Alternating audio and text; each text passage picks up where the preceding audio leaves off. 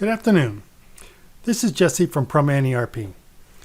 This afternoon I would like to talk about physical inventory and closing the loop.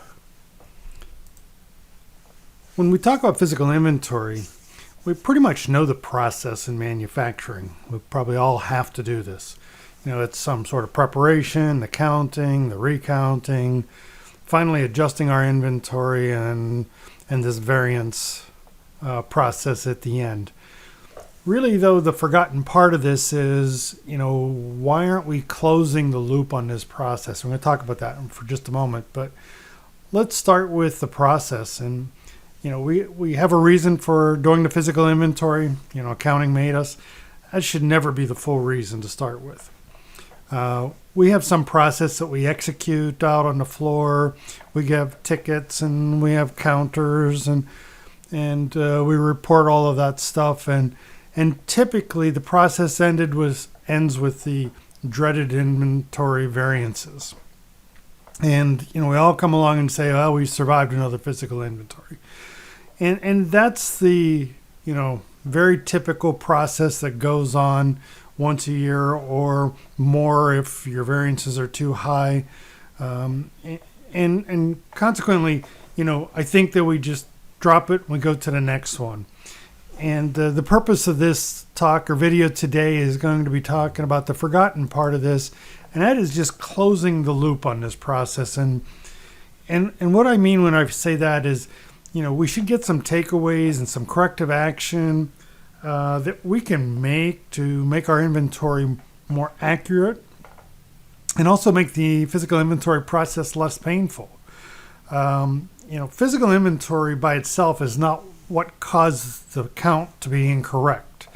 Some inefficiency in our inventory process or some deficiency caused us to incorrectly have the correct count in our system, and that shows in us not being able to plan our parts and correctly and have the proper value on our balance sheet.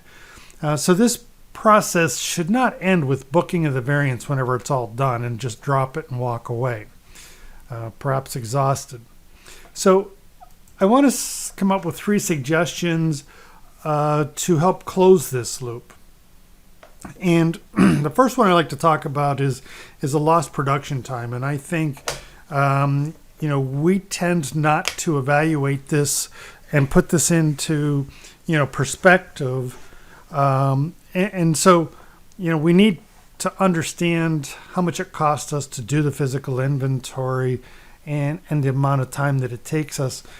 The second one is talk about tracking of variances that are caused by the inventory process itself. And I mean the physical inventory process, where we've just plain counted incorrectly and adjusted our balances in the system and made a problem instead of validating what we really have.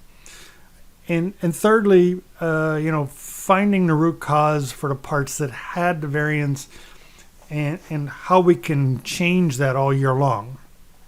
And so these are 3 points that need to be discussed after your physical inventory is over, and literally on day 1 start talking about how to make changes in your processes to make this much better in the future.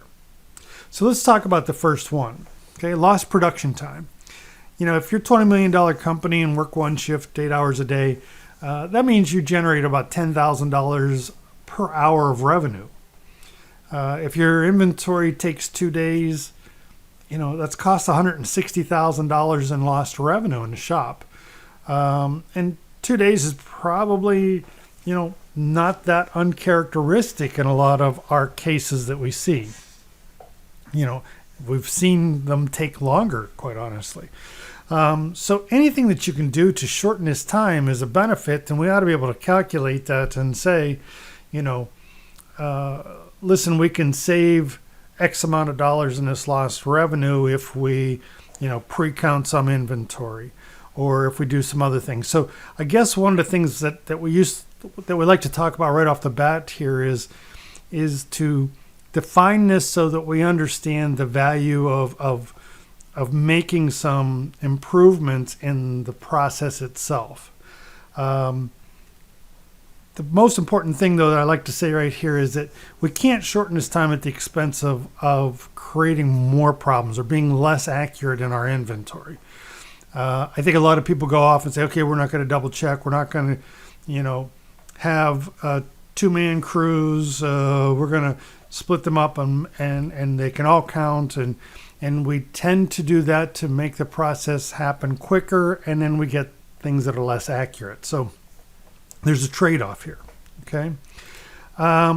So, when we talk about how we can make some changes here, one of the first things you have to do during your physical inventory is to keep track of the times that it's already taking.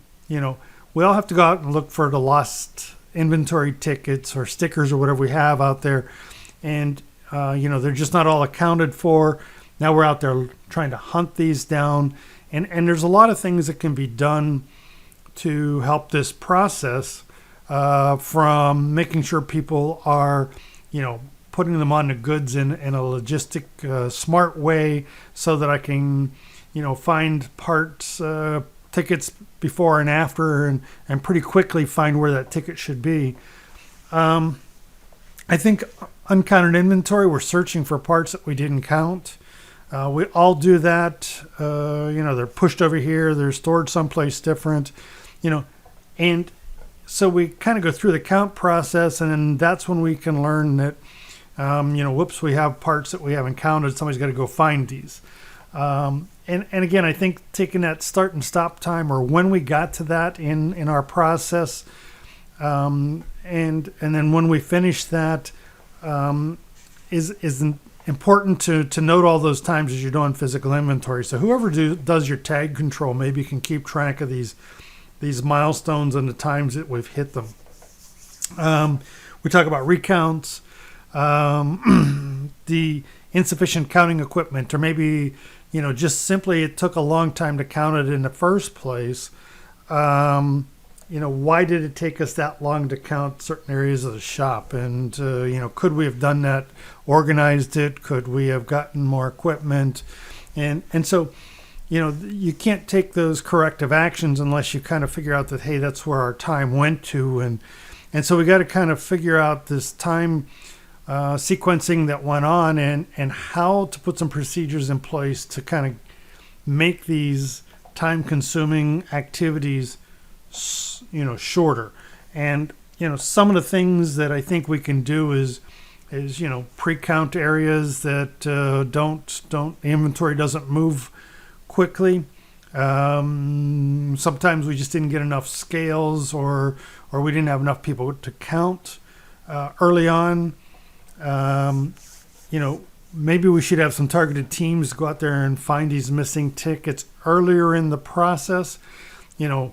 If we organized this to where we had areas that were completed so that we could get those, specialized people to go out there and try to find that ticket faster, or if we could finish areas of the shop or areas of the stock room and go find the uncounted inventory and start looking for it sooner. And maybe even targeted people to some of those activities, that are more versed in this. We take someone who doesn't know the inventory very well and send them out there now to try to do some of these problem resolutions. Can take a lot of time that we could save if we just had the right people in the right places at the right times.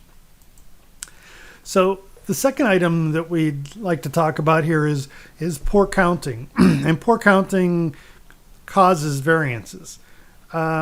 These are typically not caught at the physical inventory process time. We've counted parts, come back, we've sent people out to recount them, hopefully, and those people have come back and we've finished our physical inventory, and somewhere down the road here, our production controller, our stockroom people find out that we have adjusted that stock to the incorrect level because we simply didn't count it correctly. And there are a lot of reasons for these things. that pop up here. And I guess, you can't start with, extinguishing those problems if you haven't, kept the list of them and figured out, what the likely cause was.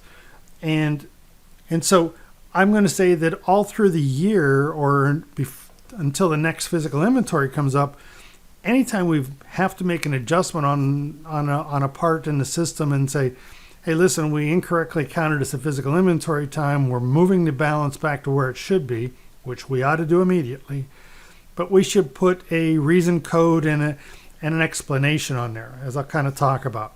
So, before we do our next physical inventory, we're going to take a look at all of those adjustments that we made because of this problem and turn that into some instructions for people so that we don't duplicate that same problem. So one of the things that we'll say here is that when we're going to make an adjustment on that part, stockroom person says, hey, I just looked at this. The system said we had 3. I've really got 65. I need to go in there and make the system say 65. But we got to put a reason code in here and then some additional description of what they did that was probably different than the physical inventory count. And, one case that popped to mind was that, there were more than one layer of parts in the box that they were counting, and nobody counted the bottom layer. They could not have. So, we would add that description in here at the time of this adjustment so that some point later I can get a list of all of these adjustments that we made on these part numbers and come up with some sort of instructions for us before we start the next physical inventory. So, we give people cheat sheets and we give people, their clipboards and all of those things when we go to count here. One of the things that we should do is include with this some instructions and say, hey, listen, if you're counting this part number, this stem, make sure to count all the parts in the box. There's multiple layers in the box and take them out, put them in another box if we have to, in order to make sure that we got the counts correct. And by giving these instructions to people, we're going to avoid making that same mistake next year. And I think that there's a lot of times that we would sit down before physical inventory and make up this list of corrections for people to use. Maybe we need conversion factors.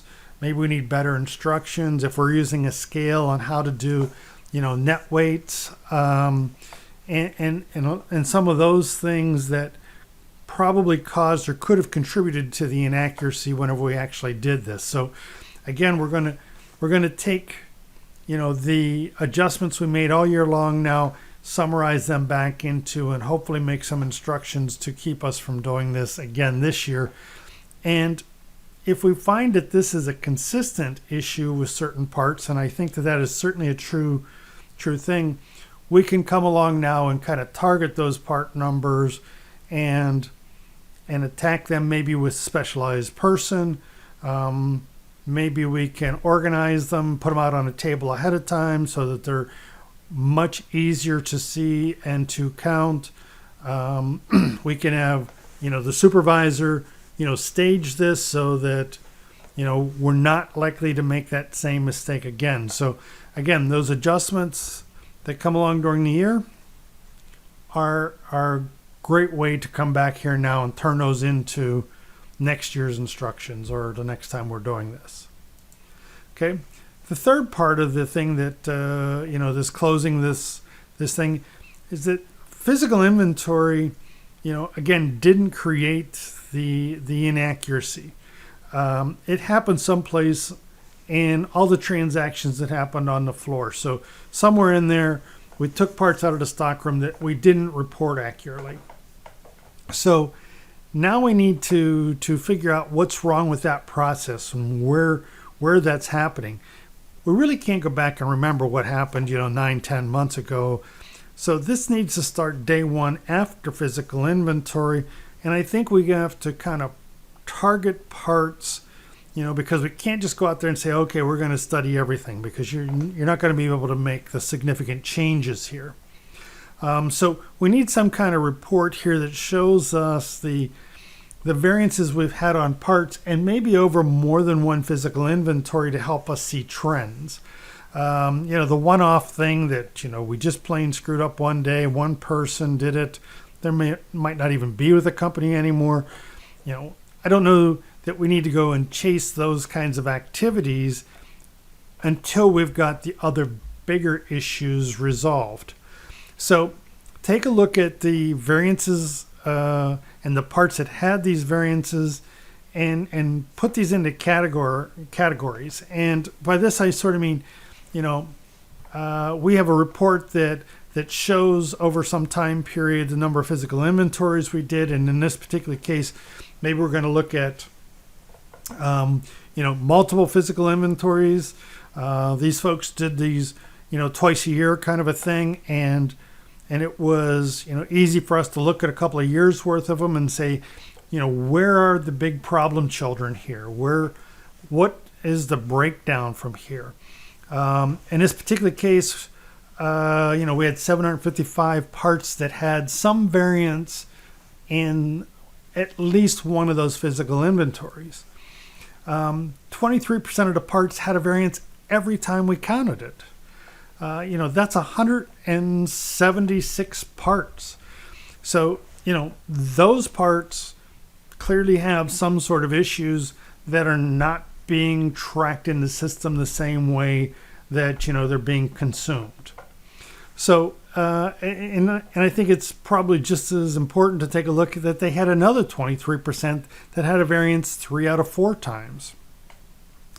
I think at some of those times we just didn't have any right now to count, or we might have had a variance on them as well. So, they really had almost half those 755 parts were having consistent inventory problems.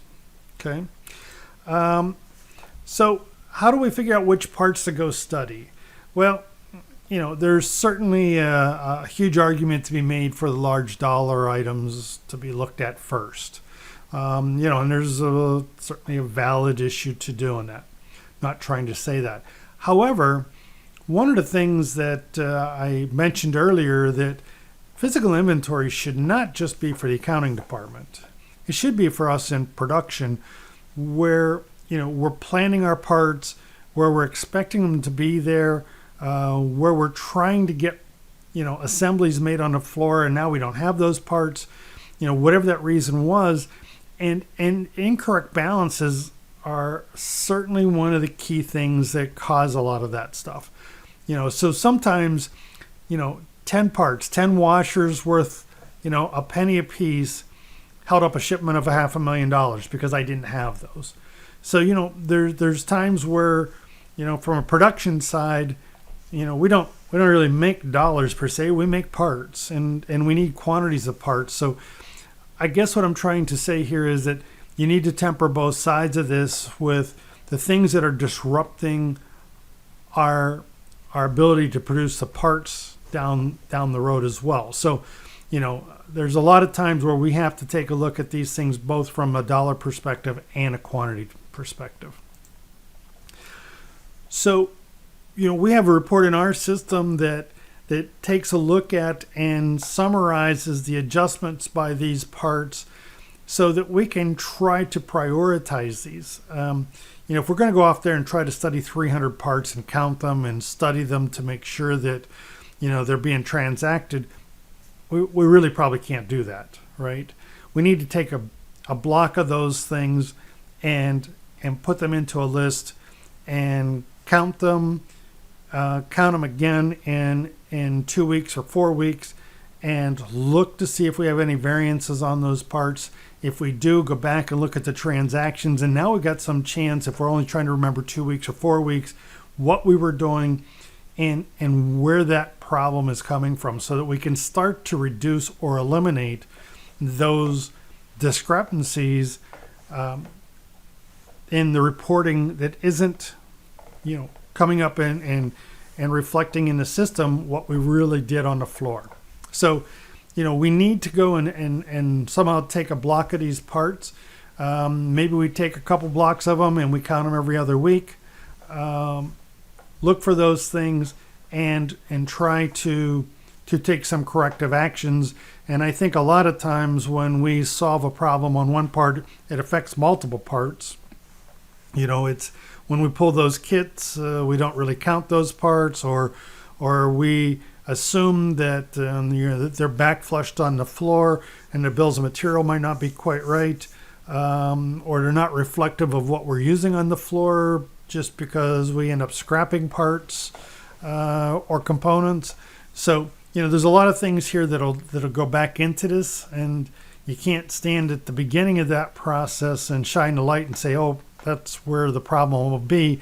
We have to count them, look for the contributing factors, make corrections to the process on the floor, and the next physical inventory then will have less variances in it because we've taken care of the process. So, we talk about these additional counts. I sort of caution the word here, and I skipped it, and I didn't call it cycle counting. But at some level, that's exactly what it is. We go off there and we just take a segment of these parts and we try to figure out what's causing those. Okay. So I think we should probably talk though before, what are the real benefits of having a more accurate inventory? Because again, it's not just accounting who is making us do this, and we shouldn't be making it more accurate for them alone. Running out of parts during a production affects the labor efficiency and customer deliveries. Both of those hurt our business. Anytime we're starting and stopping on the shop floor because I don't have a part, is going to cause us additional labor time before it gets done. The MRP process that we're running or probably using or trying to use, if it's got an incorrect balance, is going to cause everything to be wrong after that.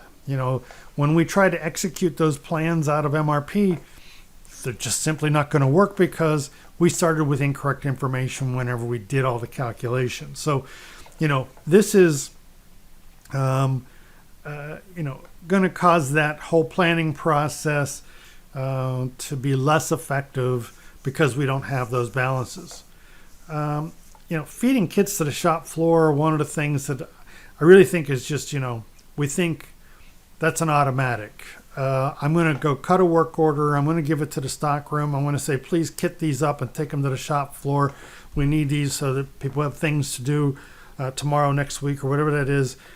And when they can't pull those parts in the shop or in that stock room for the shop, we end up with delays in getting those kits out. And not only did it take me more indirect time to do this, but now I don't have them on the floor whenever I thought I was going to. So, there's delays in this execution process that also get affected. So us from production should have a vested interest or I would say more important interest in the physical inventory being correct than even the accounting forcing us to do this kind of a thing. So, this closing this loop and figuring out what's causing these problems are going to have benefits to us every single day here. So it's important to us to do these extra activities and attempt to make this all more accurate, much more than just having a better physical inventory next year. Okay, so again, closing the loop, just to kind of summarize this, we're trying to take the pain of physical inventory and turn that into some kind of action items, and making our inventory process more reliable and accurate. We're going to reduce our lost production time.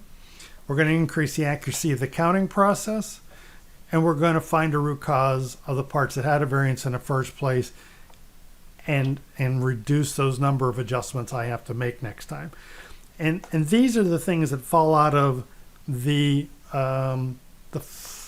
closing the loop that we want to call this process. Okay. All right. So thank you very much for your time. I'm hoping that these 3 points kind of helped put light on some topics that can make your inventory better at your place. Thank you very much.